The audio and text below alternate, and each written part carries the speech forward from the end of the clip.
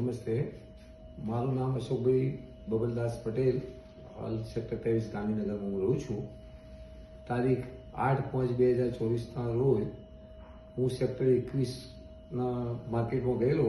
ત્યાં આગળ અચાનક શરીરમાં પછીઓ છૂટી ગયેલો અને વાંકે આજા જજો આવતો હું તો નીચે ટૂલ્સ ઉપર ફૂટની લારીના ટૂલ્સ ઉપર બેસી ગયેલો.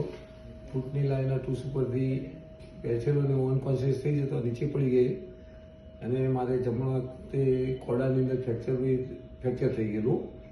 તાત્કાલિક મને 108 મારફતે યુએન મહેતામાં શિફ્ટ કરેલો. યુએન મહેતા હોસ્પિટલ અમદાવાદ ખાતે. યુએન મહેતા હોસ્પિટલ અમદાવાદમાં મને સ્ટેન્ડ મૂકેલું, જેથી હાર્ટનું કામ મારું ક્લિયર થઈ ગયેલું અને હાર્ટ કામ કરતું વ્યવસ્થિત થઈ ગયેલું. પરંતુ મારી જે ખોડાના જમણા હાથે ખોડામાં જે ફ્રેક્ચર થયેલું એની ક્રિટિકલ સર્જરી હતી, જેથી એક બાજુ હાર્ટનું પણ સાચવવાનું હતું, લોહી પતલું કરવાની દવા આપી હતી, બીજી બાજુ ક્રિટિકલ સર્જરી કરવી પડી હતી, જેથી હું ગાંધીનગર સેક્ટર 6ની એડવાન્સ હોસ્પિટલમાં એડમિટ થયેલો.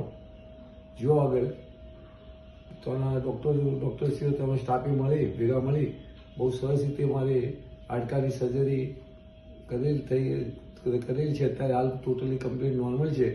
મને કોઈ પણ વિધાઉટ એની પ્રોબ્લેમ, કોઈ હાર્ટનો બી પ્રોબ્લેમ નથી થયો એ સર્જરી દરમિયાન, અથવા તો મારું હાર્ટ સર્જરી બી ક્લિયર થઈ ગયેલી છે.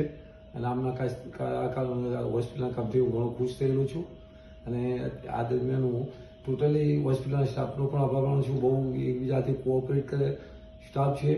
ડૉક્ટરો બી બહુ સરસ રીતે હોશિયાર લાગે છે મને. અને ભવિષ્યમાં પણ કોઈ જરૂરિયાત ઊભી થાય તો હું પોતે અહીંયા હોસ્પિટલમાં જ આવવા આવીશ.